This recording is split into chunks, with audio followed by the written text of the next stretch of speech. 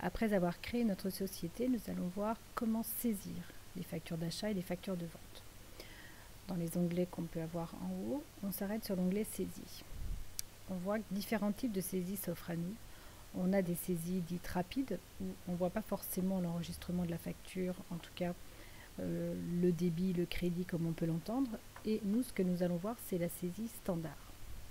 Dans un premier temps, on ne fera que de la saisie standard.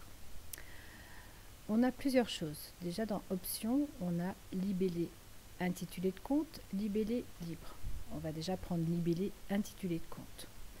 Calcul automatique, calcul manuel. On va prendre calcul manuel. Le journal, à nous de choisir le journal approprié. Facture d'achat, on va prendre le journal d'achat. On double-clique pour inscrire le journal d'achat. La date, attention là encore, par définition, la date qui est proposée, c'est la date du jour. Si on a des saisies à faire sur un autre mois, il faut donc aller changer la date en cliquant sur le calendrier et en choisissant la date appropriée. Le libellé. On a choisi libellé intitulé de compte. Donc là, on pourra avoir facture en majuscule, c'est mieux. Facture alpha du 1802, le numéro de la facture. On tabule. Là, on inscrit le numéro de compte. 607, achat de marchandises. Je mets donc 1000 €. Et là, dans mon libellé, le libellé qui est inscrit n'est pas le libellé libre, comme on a inscrit au-dessus, mais le libellé, l'intitulé du compte. Le montant 1000 €, là encore, il faut qu'on inscrive la TVA manuellement, puisqu'il ne fait pas le calcul automatique, puisqu'on lui a démarqué calcul manuel.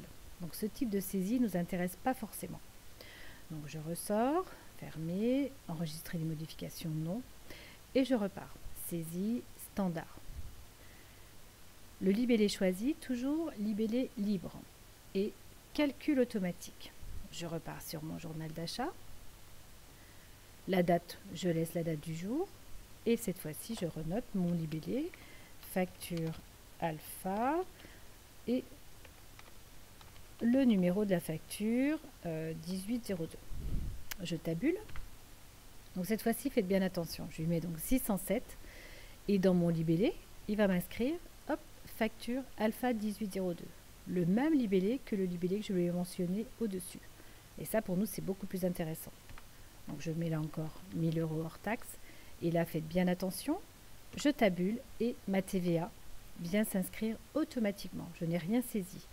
Alors, le fait de mentionner calcul automatique, la TVA se met automatiquement. Donc la contrepartie, fournisseur, et je mets solde. Notre solde de facture s'inscrit au crédit. J'enregistre et il me donne un numéro de mouvement que j'inscris sur ma facture.